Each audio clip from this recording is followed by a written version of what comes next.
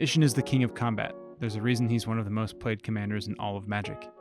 There are plenty of ways you can build him as your commander, so I'm going to break down the top 5 archetypes Isshin complements at the front of your battle lines. Generally speaking, people build Isshin with Samurai, Equipment, Extra Combat, Treasure, and Legend archetypes. The focus of Samurai archetypes is a Voltron strategy.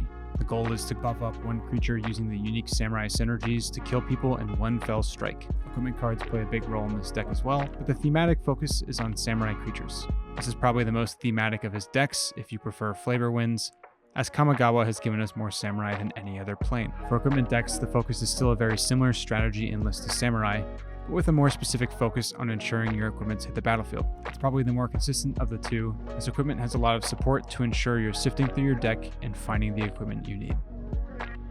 If you come for the king, you best not miss. That's what this deck lives by when you build extra combats. If you're not removed as the biggest threat on the board, you'll chain together extra combats, often in an infinite combo, and add another W in the win column for your deck.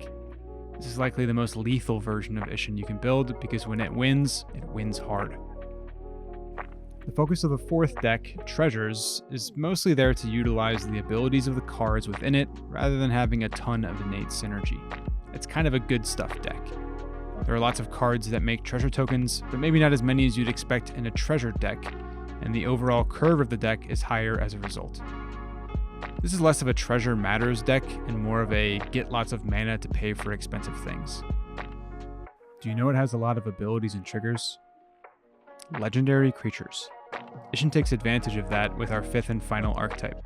It's not a flavorful way to build the deck, and it has a lot of triggers to keep track of. But activating lots of triggers and seeing them doubled can only mean you're doing things, and doing things in Magic is fun. For you.